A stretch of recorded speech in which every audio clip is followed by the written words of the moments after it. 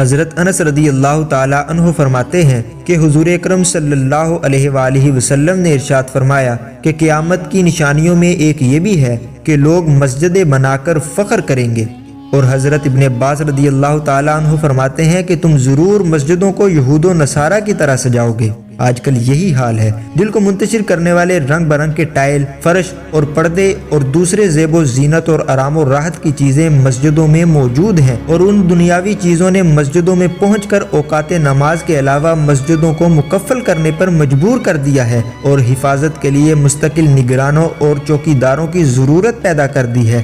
مسجدیں ان دنیاوی چیزوں سے آباد ہیں اور نمازیوں سے خالی ہیں۔ جو نمازی ہیں وہ مسجدوں میں دنیا کی باتوں میں مشغول رہتے ہیں۔ مسجدوں میں نہ خشوع والی نماز ہے، نہ تعلیمی حلقے ہیں، نہ دینی مشورے ہیں، نہ ذکر تلاوت سے آباد ہیں۔ حالانکہ مسجد حضور اکرم صلی اللہ علیہ وآلہ وسلم اور خلفائے راشدین کے زمانے میں دین اور دینیات کی ترقی کے کاموں اور اس سے متعلق مشوروں کا مرکز تھی۔ ایک روایت میں ہے کہ جب تم اپنی مسجدوں کو سجانے لگو اور قرآنوں کو دیدہ زیب بنانے لگو تو سمجھ لو کہ تمہاری ہلاکت کا وقت قریب ہے۔